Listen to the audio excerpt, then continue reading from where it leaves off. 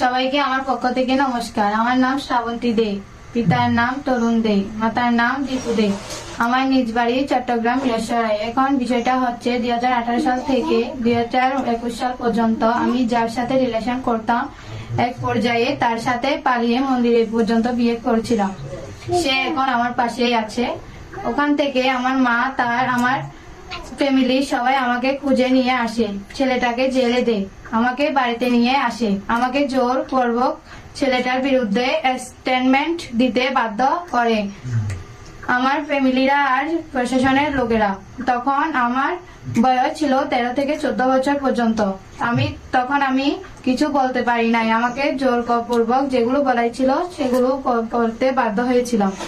কিন্তু প্রশাসনের লোকেরা, আমার ফ্যামিলি আমাকে কথা দিয়েছিল 18 বছর সম্পূর্ণ হলে লিটন দরের হাতে তুলে দিবে বলেছিল রামু থানায় বসে আমাকে, প্রশাসনের লোক সহ।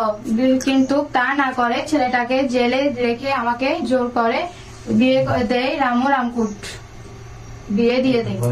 পরেও আমাকে সবসময় অত্যাচার করতো স্বামী ও তার বাবা। অতীতের কথা বলে অত্যাচার করতো। আমি তাই বাধ্য হয়ে 23 তারিখ 3 মাস 2026 সাল ইংরেজি মাসে রাত 8:30 দিকে আমি বাড়ি থেকে আসার আমার একমাত্র ছেলে সন্তানকে নিয়ে চলে আসছি।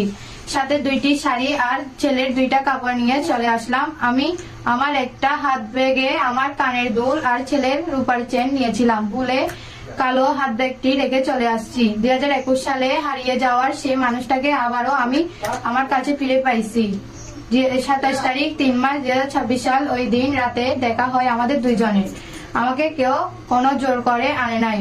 আর আরেকটা কথা, যদি আমার বাচ্চার উপর যদি কেউ দাবি করতে চায় তাও আমি দিতে রাজি আছি।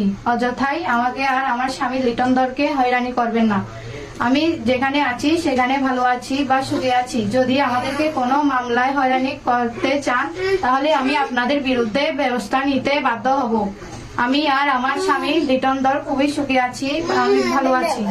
আর আমার ছেলেকে যদি দাবি করেন কোথায় দিয়ে আসতে হবে সেটা বলে দিয়েন। আমাকে আমার পক্ষ থেকে নমস্কার ও ধন্যবাদ। ভালো।